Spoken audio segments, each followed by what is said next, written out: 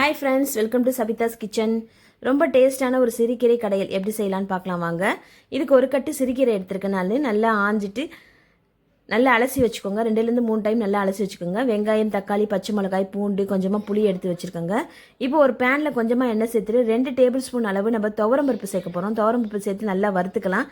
அது நல்லா செவந்த உடனே நம்ம வெங்காயம், தக்காளி, பச்சை மிளகாய், பூண்டு, புளி எல்லாத்தையும் சேர்த்து நல்லா வதக்கிட்டு நல்லா அலசி வச்சுருக்க கீரையும் சேர்த்து நல்லா வதக்கிக்கலாம். இது கூட கொஞ்சமாக மஞ்சள் பொடி, கொஞ்சம் உப்பு சேர்த்து ஒரு 1/4 டம்ளர் அளவுக்கு தண்ணி சேர்த்து ஒரு 5 நிமிஷம் போல் மூடி வேக வச்சோம்னா நல்லா வெந்துருங்க. இந்த வெந்தக்கீரையை ஒரு 5 நிமிஷம் நல்லா ஆற வச்சுட்டு நம்ம மிக்சியில் கொரகொரப்பாக அரைச்சிக்கலாம் பல்ஸ் மோடில். இது ரொம்ப நல்லாயிருக்கும். இந்த மாதிரி மெத்தடில் நீங்கள் செய்யும்போது ஒரு முறை ட்ரை பண்ணி பாருங்கள். இப்போ இதுக்கு ஒரு தாளிப்பு கொடுக்க போகிறோம். கொஞ்சமாக எண்ணெயில் கடுகு, உளுத்தம்பருப்பு, ஒரு 4 காஞ்ச மிளகாய் சேர்த்துட்டு நல்லா வறுப்பட்டவொடனே இதை மிக்சியில் சேர்த்து மறுபடியும் அரைக்க போகிறோம். நல்லா நைஸாக அரைச்சிட்டு இந்த அரைச்சி வச்சுருக்க கீரையோடு சேர்த்து நல்லா மிக்ஸ் பண்ணிடலாங்க. அவ்வளோதாங்க, சூப்பரான சிறுகீரை கடையல் ரெடி ஆயிடுச்சு. எல்லாருமே ட்ரை பண்ணி பாருங்கள். பிடிச்சிருந்தா லைக் பண்ணுங்கள். தேங்க்ஸ் ஃபார் வாட்சிங். Thank you so much.